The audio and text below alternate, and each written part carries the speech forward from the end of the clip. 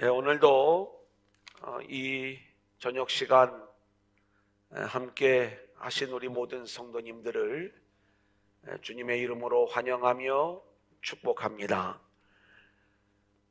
우리가 금요일 저녁 이 빌립보서의 말씀을 함께 찾아가면서 우리가 기도해야 될 기도의 제목들을 찾아가는 그러한 시간이죠.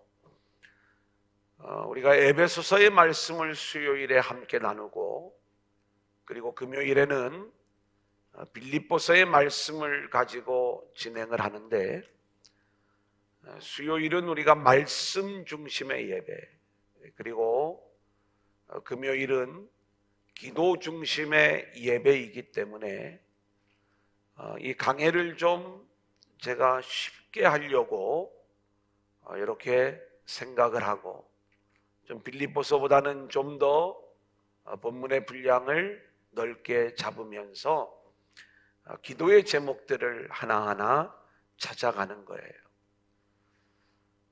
좀 열심히 잘 따라오시면서, 그래도 우리가 함께 이 시간들을 해 나가면 빌립보서의 복음적 의미가 무엇인가를 우리가 알게 되고, 또 이 빌립보서 안에 담겨져 있는 놀라운 복음의 메시지들을 우리가 충분히 배울 수 있는, 그리고 깨달을 수 있는 그러한 시간이다, 이렇게 말씀을 드리겠습니다. 이제 우리가 코로나19로부터 좀 벗어나오고 있는 그러한 중인데요, 좀 아슬아슬한 면이 있죠. 여전히 우리가 조심을 해야 되는 그러한 부분들도 있고요. 하지만 방향은 우리가 회복을 향해 나아가는 것, 이것이 이제 맞는 방향 같고요. 이제 바라기는 정말 하나님의 은혜 안에서 참 제대로 된 모습으로 회복이 되어지되, 우리의 모이는 모임도 회복되어지고, 그리고 실제로 우리의 영성과, 그리고 무엇보다도 우리 교회 안에 이 금요일 밤에는 뜨겁게 우리가 성령의 임재 속에서 기도하는 이 영적인 흐름이 회복되어질 수 있기를 소원합니다.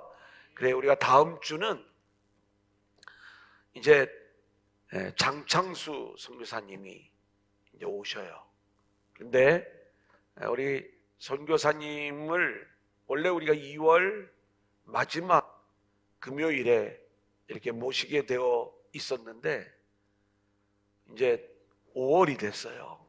더 이상 우리가 선교 수련의 마지막 한 타임을 남겨놓고 진행을 못하고 이제 이렇게 미뤄왔는데, 5월 15일이 다음 주 금요일입니다. 그때쯤 되면 충분히 회복이 되지 않겠는가, 이런 생각을 가지고 저희들이 일정을 잡았는데, 어쨌든 다음 주 금요일에는 우리가 이 선교 수련의 마지막 그 시간을 진행한다는 것, 이것을 좀 잊지 마시고 우리가 그렇게 좀 같이 회복되어질 수 있는 그러한 기회로 나아갔으면 좋겠다. 자, 이 빌립보서 2장을 우리가 공부하고 있는데, 지금까지의 내용들을 우리가 좀 간략하게 살펴보고 오늘 본문의 말씀 속에서 기도의 제목을 찾아가도록 하겠습니다. 빌립보 교회 하면 제2차 전도 여행을 생각하라고 말씀을 드렸고요, 바울이 빌립보에 간 것도 성령의 강권적인 역사였고, 또 빌립보에 와 있었던 루디아가 바울을 만나게 된 것도 하나님의 섭리와 하나님의 이끄심 속에 이 만남이 이루어지게 되었다는 것, 귀신 들린 여종을 고쳐주신 사건이나, 그리고 빌립보 감옥의 간수가 예수님을 믿게 되는 그 모든 과정 속에 우리는 철저히 하나님의 일하심이 담겨져 있다는 것을 볼 수가 있습니다. 그렇게 이제 하나님이 일하시는 가운데에 빌립보 교회가 시작이 되어지는 거예요. 이 빌립보 교회는 가난한 교회였습니다. 좀 어려움이 있는 그러한 교회였지만 하나님이 이 빌립보 교회를 멋지게 세워 나가시는 거예요. 바울은 늘 이 빌립보 교회 성도들을 믿음으로 그리고 복음의 삶으로 이끌어 가시는 그 하나님의 일하심을 생각할 때마다 마음속에 기뻐하고 또 그 하나님의 일들을 기대하면서 뭔가 이 교회를 향한 소망과 기도의 제목들을 갖게 되는 거예요. 그만큼 예쁘게 성장하는 모습을 보여주었던 교회가 빌립보 교회다, 이렇게 말씀을 드릴 수가 있겠습니다. 바울이 뭐라고 이야기를 하냐면, 너희 안에 착한 일을 시작하신 하나님께서 이제는 그리스도의 예수의 날까지 그 일들을 이루실 줄로 확신한다, 이 이야기를 하는 거예요. 여러분, 이 이야기는 전혀 예수를 알지도 못했던 영혼들을 하나님이 바울을 보내셔서 만남을 주관하시고 예수님을 알게 하시고 믿게 하시고 교회가 세워지고 그리고 바울을 협력하는 멋진 교회로 세워져 나가는데, 이제 한 영혼 한 영혼이 구원의 완성에 이르기까지 하나님께서 그 모든 일들을 이루어 가실 줄로 확신한다, 이렇게 이야기를 하면서 세 가지 기도의 제목을 이야기하는 거예요.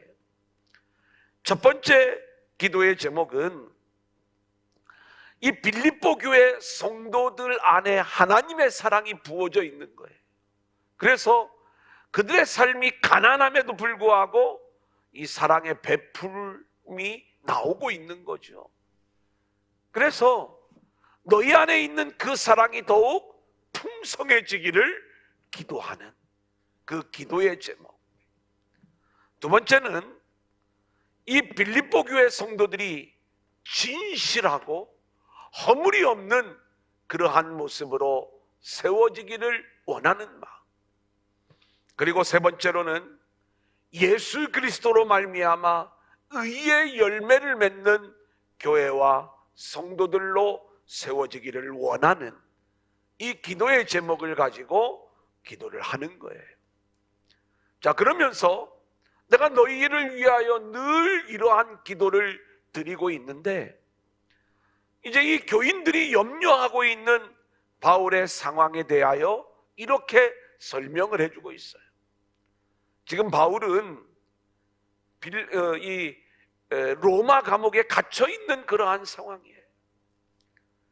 빌립보 교회 성도들이 얼마나 걱정이 되었겠습니까? 그래서 에바브로디들을 통해서 자신들의 사랑을 이 바울에게 표현하고 있는 그러한 가운데 있는 것 아니겠습니까?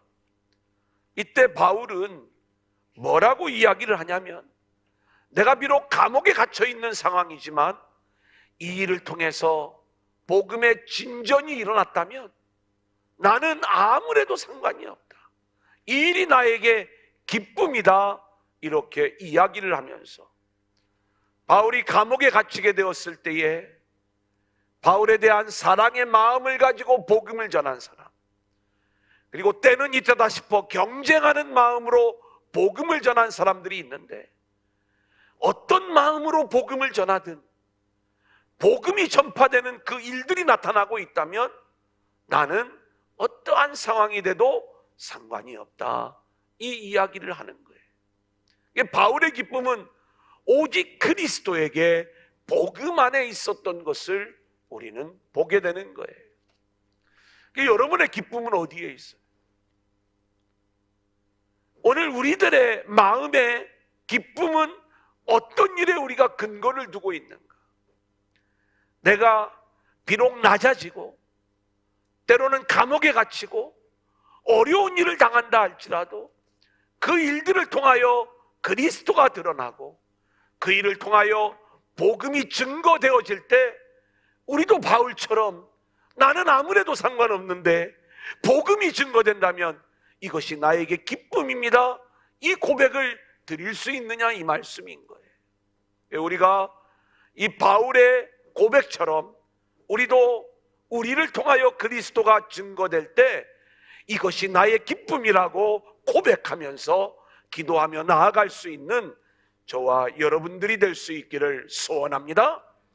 게다가 이 바울은요, 자신의 삶과 죽음에 대해서도 오직 주의 일과 연결시키는 거예요.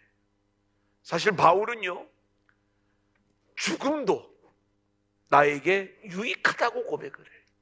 아니, 어쩌면 자신에게는 이제 이 육신의 생명이 맞춰지고 영원한 하나님 나라에서 완성된 구원의 기쁨을 누리는 것, 이것이 개인적으로는 훨씬 더 좋은 일이라고 이렇게 이야기를 하면서도 내가 살아있는 것이 너희들을 위하여, 너희가 누구예요? 빌립보 교회를 위하여, 그 성도들을 위하여 복음에 도움이 되는 일이라면 내가 사는 것도 유익하겠다. 그러니까 오직 본인의 삶과 죽음을 자신의 관점에서 이야기하는 게 아니라 철저히 교회와 성도와 복음의 관점에서 이 부분을 이야기하고 있는 이 바울의 이야기를 우리가 보게 되는 거예요. 그러면서 바울은 이 빌립보 교회를 향하여 복음에 합당한 삶을 살 것을 요청하죠. 이 복음에 합당한 삶은 천국 시민권자로 살아가는 삶을 이야기한다고 말씀을 드렸어요. 그러니까 우리의 시민권이 하늘에 있어요. 하늘에 속한 자로 살아가는 거예요.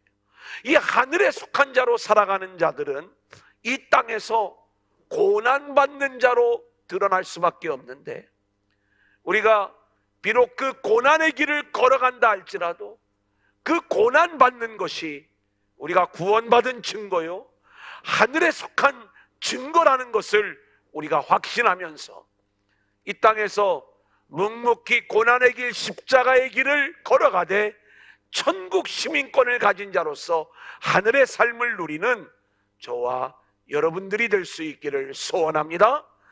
자, 그리고 나서 이제 2장이에요. 지금까지 제가 1장의 말씀을 드렸고요, 2장에서 바울은 정말 바울이 원하는 그 교회의 모습이 있었어요. 근데 그것은 어떤 인본주의 교회를 얘기하는 게 아니에요. 바울의 마음속에 지금 하나님이 이 빌립보 교회를 끌고 가는 그 하나님의 일하심이 있고 또 하나님의 세워가시는 그 모습을 보게 되는 거예요. 그러면서 그렇게 하나님이 이끌어 가시는 교회의 모습이 되어 너희들로 인하여 내 안에 기쁨이 이루어지기를 이야기하고 있는 것, 이것이 이제 바울의 이야기이거든요. 그래서 하나님이 빌립보 교회 성도들을 어떻게 끌고 가고 있느냐 하면, 마음을 같이하여 같은 사랑을 가지고 뜻을 합하여 한 마음을 품으라고 이야기를 하는 거예요. 여러분, 교회 안에 다툼이 있고 허영이 나타날 수가 있어요. 자, 다툼은 왜 다투냐면 경쟁이죠.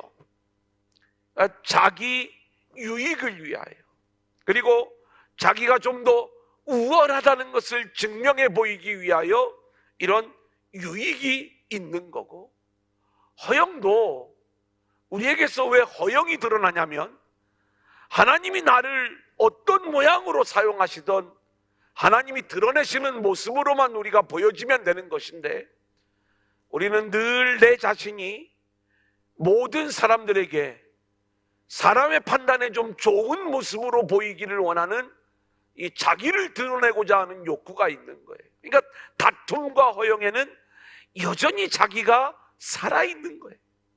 그 신앙의 세계는 자기가 왕이었던 인생이 하나님이 왕인 인생으로 바뀌어지는 것, 이것이 신앙의 삶이고 천국 시민의 삶이고 하늘에 속한 삶이 되는 것인데, 우리에게서 이 다툼과 허영이 나타나는 그 모습 속에서 우리는 끊임없이 하나님의 나라를 놓치게 되는 것이다.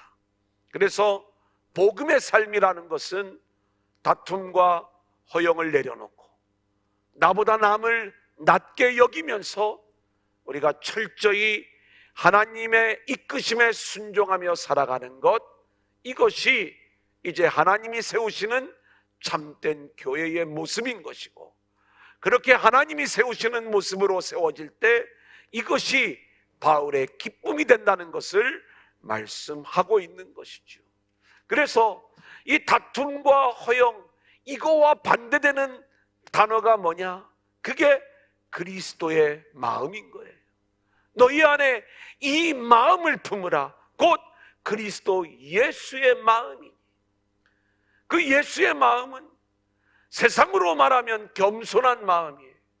그런데 이 주님이 우리에게 보여주시는 그 겸손은요, 뭔가 남 앞에서 나를 숙이는 인격적인 겸손, 이런 겸손이 아니에요.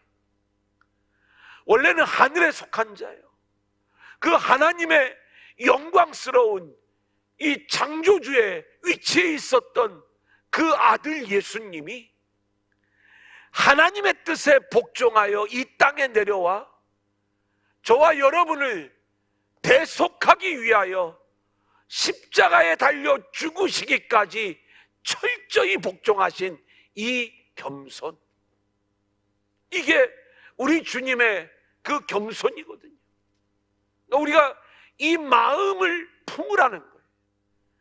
아버지께서 우리를 어떠한 방향으로 인도하고 이끌어 가시든지 그 아버지의 뜻에 우리가 철저히 복종하는 것, 특별히 그 아버지의 뜻은 아들 예수님이 그 일을 이루심으로 이제 그 아들의 이름을 모든 이름 위에 뛰어나게 하시고 우리 모두가 그 이름 앞에 무릎 꿇게 하시는 거예요.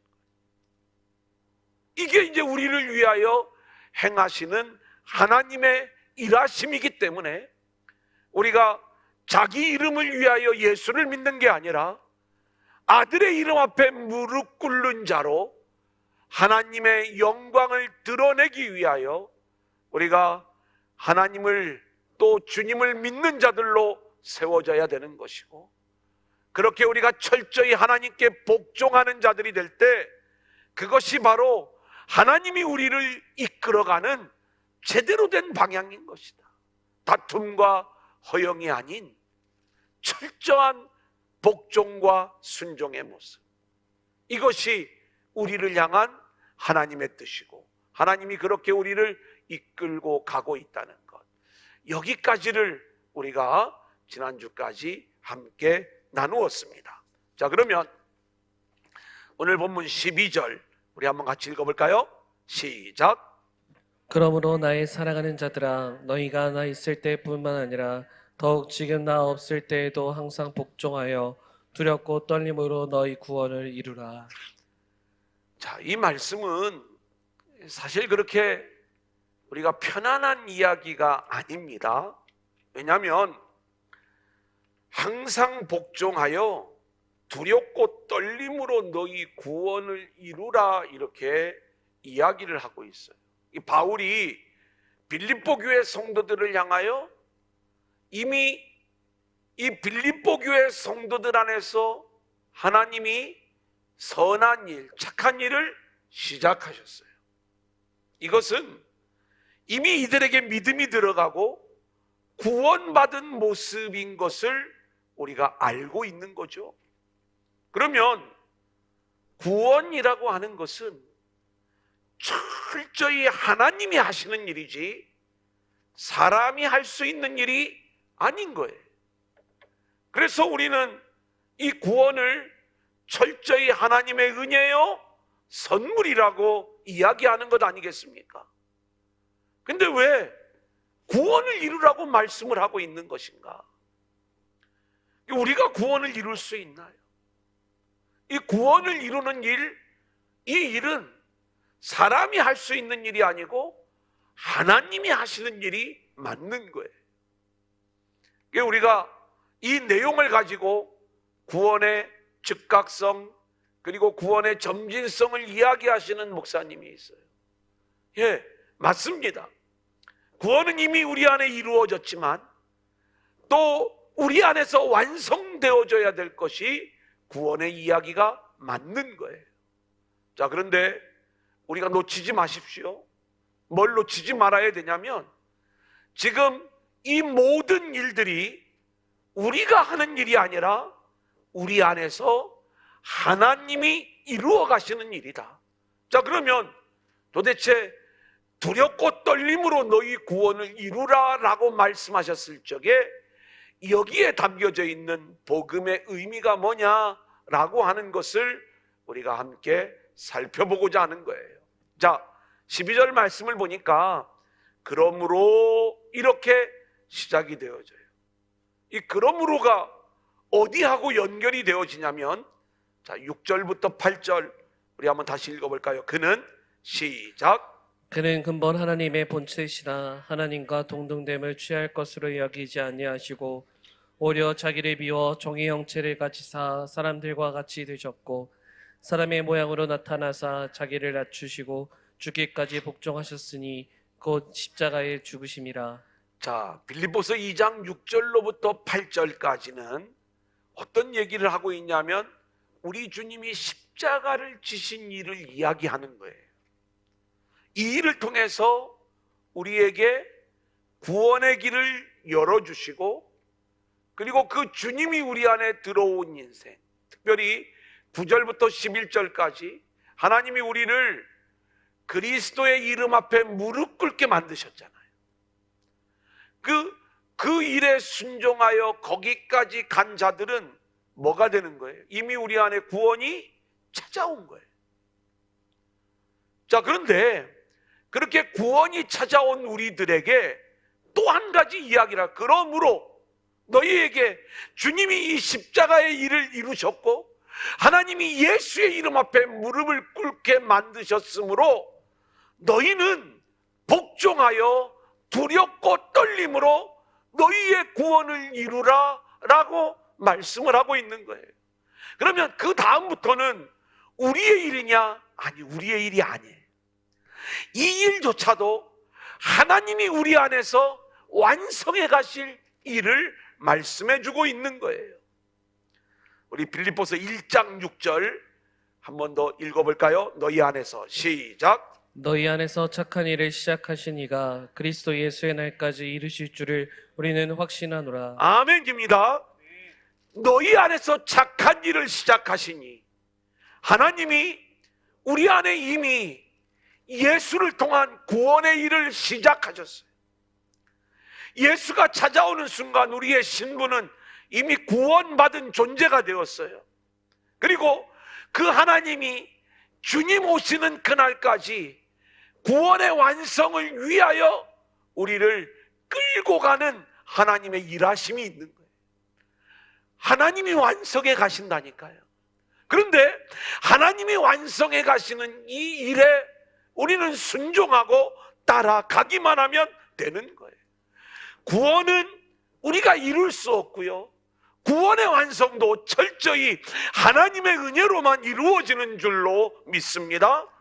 이것을 누가 완성해 나가느냐? 우리 안에 착한 일을 시작하신 하나님이 이 일까지도 완성해 나가신다는 것. 자, 그러면 분명히 우리가 하나님이 하시는 일들 가운데 우리의 사명이 있는 거예요. 구원을 시작하고 완성하는 그 모든 일들이 하나님의 일하심이지만 그렇다면 우리는 어떤 일을 해야 되는가?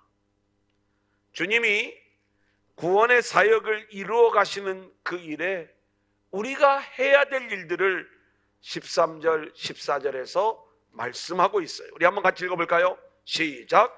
너희 안에서 행하시는 이는 하나님이시니 자기의 기쁘신 뜻을 위하여 너희에게 소원을 두고 행하게 하시나니 모든 일을 원망과 시비가 없이 하라. 자, 여기 13절, 14절 두 가지 일을 이야기해요. 하나는 우리 안에서 행하시는 이가 누구라고 이야기를 해요? 하나님이에요. 그러니까 구원을 이루라 이렇게 이야기를 하면서 너희 안에 이 일을 행하시는 이가 있는데 그분이 누구라고요? 하나님이라는 거예요. 근데 그 하나님이 어떤 일을 하시는가 봤더니 자기의 기쁘신 뜻을 위하여 너희에게 소원을 두고 행하게 하시나니. 여러분, 하나님이 우리 안에 착한 일을 시작하시잖아요. 그리스도가 우리 안에 들어와 우리가 그리스도의 사람이 되잖아요. 그러면 하나님이 우리 안에 진행하시는 일들이 분명히 드러나는 게 하나가 있는데, 그게 뭐냐면 우리가 예수 믿기 전에 내 마음의 소원과 그리고 예수를 믿고 난 다음에 소원이 달라져야 되는 거예요. 예수를 믿기 전의 소원은 나의 소원이에요. 이 땅의 소원이에요. 그죠? 그런데 우리 안에 이 착한 일을 시작하신 그 하나님이 이제는 우리를 어떻게 바꾸어 나가시는가? 우리의 소원을 제거하시는, 더 이상 자기 소원을 위하여 살아가는 자가 아니라 여기 보니까 자기의 기쁘신 뜻을 위하여, 이게 하나님의 뜻이거든요. 그러니까 우리 안에 하나님의 뜻을 소원하게 하는 거예요. 그러니까 저와 여러분의 인생을 향한 하나님의 뜻, 하나님의 소원이 있잖아요. 우리 인생을 향한 하나님의 계획이 있잖아요. 하나님의 마음먹음. 그 여태까지는 우리는 늘 이 땅에서 내가 성공하고 내가 높아지고 내가 잘 되는 이 소원을 가지고 살았는데, 하나님의 소원은 저와 여러분이 구원과 생명의 사람으로 세워져 그 하나님의 나라를 증거하는 자들로 세워지는 것, 이게 하나님의 기쁘신 뜻이에요. 그러니까 우리가 이 기쁘신 뜻을 소원할 수 있는 마음, 그걸 우리가 가질 수가 없어요. 그런데 하나님이 우리 안에서 이 일들을 행하시겠다는 거예요. 그래서 여러분의 세상적인 소원을 전부 다 내려놓게 하시고 하나님의 뜻을 마음속에 소원하게 하는 이 일들을 진행하면서 구원을 이루어가는 그 일을 하나님이 진행해 가시는 거예요. 여러분, 이게 복음의 세계입니다. 쉽지가 않죠. 어떻게 내 소원을 내려놓을 수가 있겠어요? 늘 내 마음속에서 이 죄와 탐욕이 끊임없이 우리의 어떤 소원하는 것들을 끊임없이 만들어내고 있는데, 뭔가 한 가지를 이루면 또 다른 탐욕이, 그 일을 이루면 또 새로운 탐욕이 끊임없이 나타나면서 내 소원을 우리가 어떻게 내려놓을 수가 있겠어요? 그런데 이 일을 누가 하시는가? 하나님이 하신다는 거예요. 오늘 이 밤에 우리 안에 역사하시는 하나님이 내 마음의 소원을 다 내려놓게 하시고, 그리고 하나님의 뜻을 소원하게 하실 때 우리도 그 하나님의 기쁘신 뜻이 우리의 소원이 되어 하나님이 그 일을 행할 수 있도록 성령 안에서 우리를 이끌어 나가실 때 우리가 순종하며 나아갈 수 있는 저와 여러분들이 될 수 있기를 소원합니다. 자, 4번을 보면, 그러기에 구원을 이루라는 말씀은 완성된 구원에 이룰 수 있도록 어떤 행함을 독려하는 말씀이 아닌 거예요. 하나님이 완성하시는 구원받은 자로 누리며 살아가라는 거예요. 근데 왜 두렵고 떨림으로 너희 구원을 이루라고 말씀을 하는가? 여기서의 두렵고 떨림은요, 구원에서 탈락할 것에 대한 두려움, 떨림, 이것을 이야기하는 게 아니에요.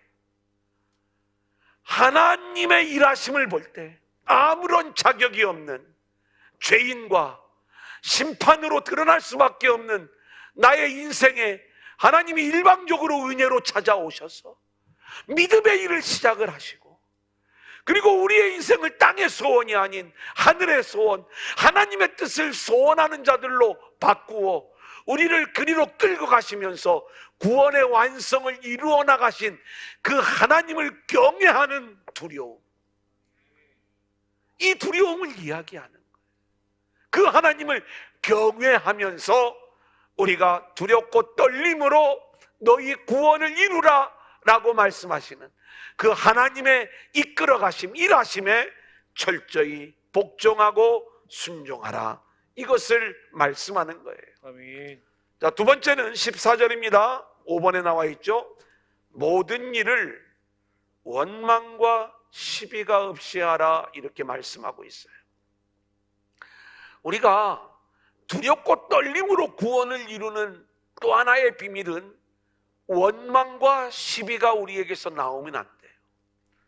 여러분, 원망은 언제 나오지요? 어떤 일이 되어졌는데 내가 생각하는 거하고 반대되는 다른 결과가 나왔을 때 우리가 원망하는 것 아닙니까? 그죠? 시비는 언제 나와요? 어떤 일이 되어졌을 때 내가 옳다고 생각하는 거하고 틀린 일들이 결과물로 나왔을 때 시비가 나타나는 것 아니겠어요? 그러면 이 원망과 시비의 공통점이 있는데, 이 원망과 시비가 나타나는 사람은 누가 주인이냐면 자기가 주인인 거예요. 자기 생각에 맞지 않는 거예요. 그래서 원망하는 거예요. 자기 생각에 이건 틀린 거예요. 그래서 시비를 붙이는 거예요. 근데 누구한테 시비를 붙이냐? 누구한테 원망하냐? 하나님이 하시는 일. 하나님이 우리를 이끌어 가시는 그 일에 원망과 시비가 나타나고 있다면 우리는 여전히 옛사람에게 속하여 자기가 왕이 되는 그 인생을 살아가고 있는 거예요. 예수를 믿은 지는 30년이 되었는데 그 30년의 예수 믿은 경력이 아무런 역할을 하지 못하는 거예요. 왜요? 여전히 옛사람, 내 인생의 주인이 자신인 거예요. 그러다 보니까 하나님이 하시는 그 일에 대하여 원망과 시비가 계속해서 나오는 거죠. 오늘 말씀은 하나님이 하시는 일에 그 일들이 이 땅에서 내가 십자가를 지는 고난의 길로 저와 여러분을 몰아붙이고 있다 할지라도 그 하나님의 일하심에 절대 복종하는 그 순종의 모습으로 우리가 나올 때 이게 원망과 시비가 없는 모습이고, 우리는 그렇게 하나님의 일하심에 절대 복종하는 그 순종의 모습 속에서 구원을 이루어가는 하나님의 역사를 경험하고 그 주인공으로 세워질 수 있다, 이 말씀인 것이죠. 여러분, 좀 이런 인생 한번 좀 살아보고 싶은 그러한 마음이 들지 않습니까?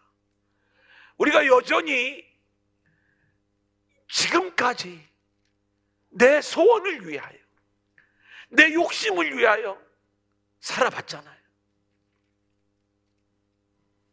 그죠? 행복해요? 내가 원하는 인생, 내가 소원하는 것, 그거 이루어진다고 해서 그 기쁨이 영원한 기쁨이 될 수가 있어요?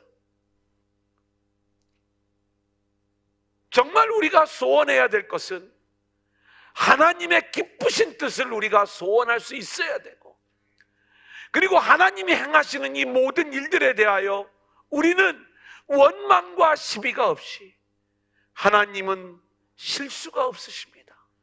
늘 하나님이 옳습니다. 하나님이 정답입니다.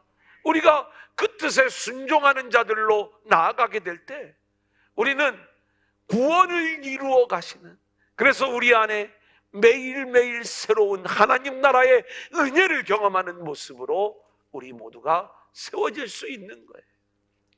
자, 이제 6번을 보겠습니다. 15절 16절 같이 읽어볼까요? 시작.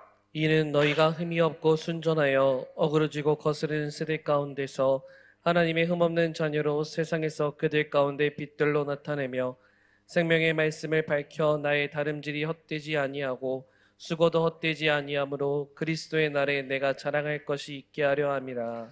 자, 여기 보니까 너희가 흠이 없고 순전하여 어그러지고 거스르는 세대 가운데 하나님의 흠없는 자녀로 나타날 것을 기대하는 거죠. 하나님이 저와 여러분을 거룩하고 흠이 없는 자들로 세워가는 이 일들을 하시는 거예요. 바울이 하나님께서 이렇게 이루어 가실 일들을 기대하고 있는 거죠. 그런데 우리가 알아야 될 것이 있습니다. 이 거룩하고 흠이 없는 자가 누구인가?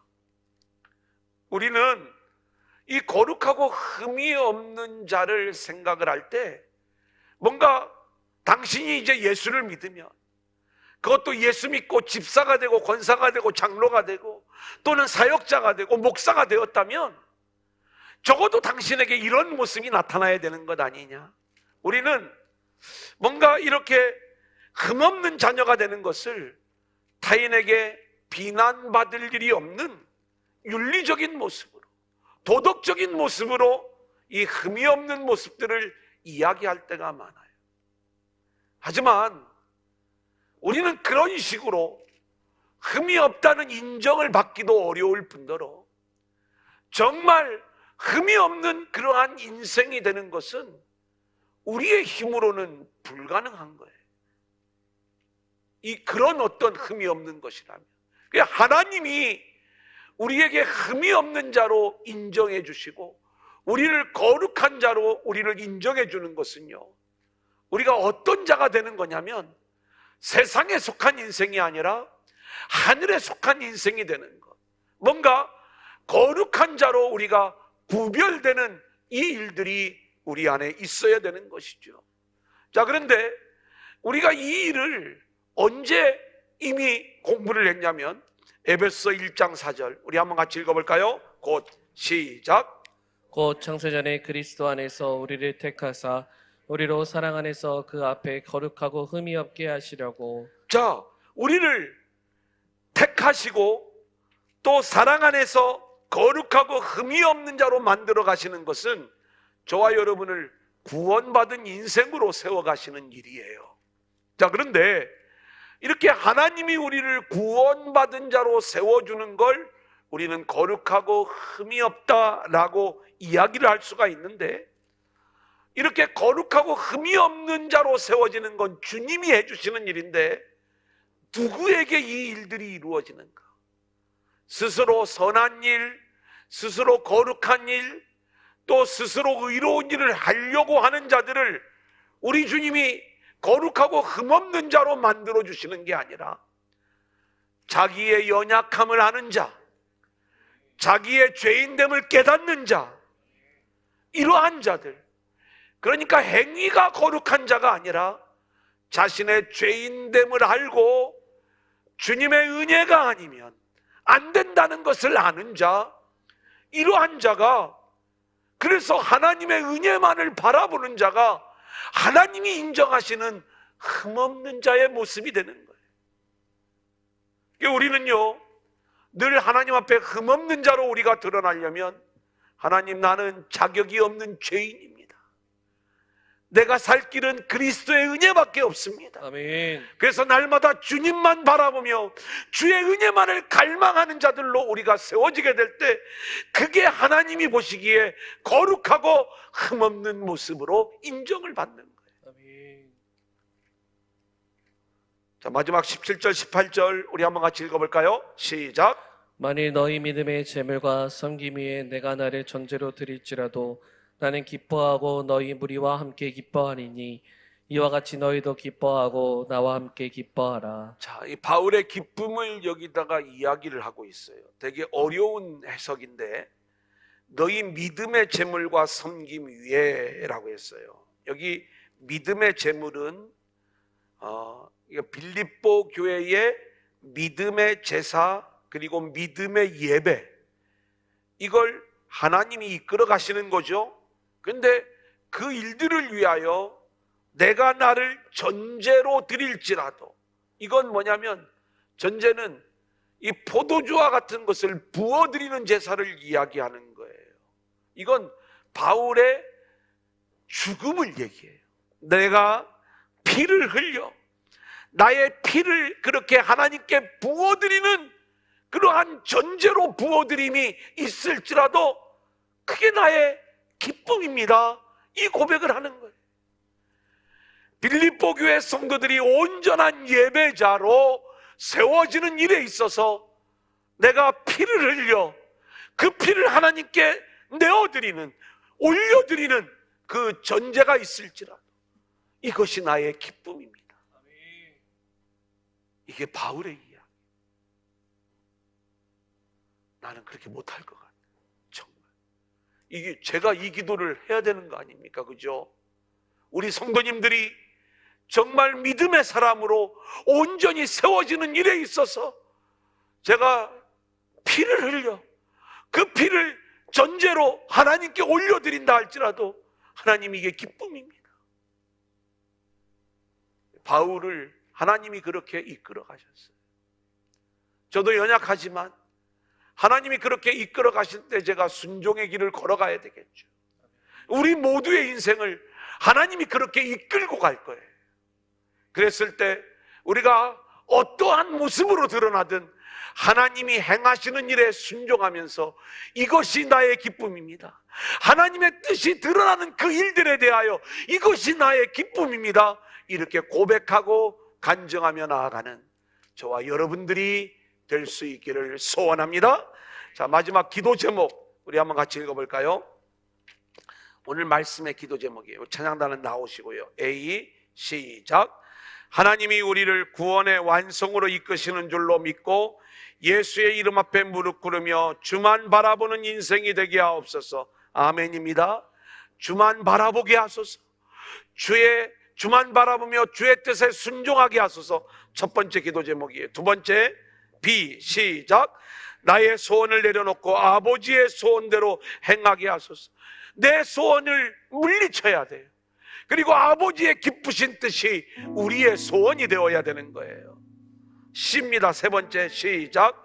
하나님이 하시는 일에 원망과 시비가 없는 인생, 하나님께 복종하는 인생이 되게 해달라는 거예요. 원망과 시비가 나오면 안 되는 거예요. D입니다. 시작. 하나님이 원하시는 흠이 없고 거룩한 인생이 되게 하소서. 이건 뭐예요?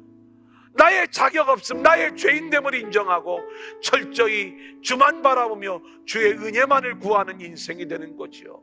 마지막 이 다섯 번째 시작. 우리 몸을 거룩한 산 제물로 드리게 하소서. 여러분, 내 삶과 나의 모든 죽음, 내 생명, 그 모든 피를 전제로 부어드릴 수 있는 그러한 삶을 살게 하옵소서. 우리 이 기도의 제목을 생각을 하고 우리가 좀 이 찬양 주만 바라볼지라 오늘 말씀을 기억하면서 우리가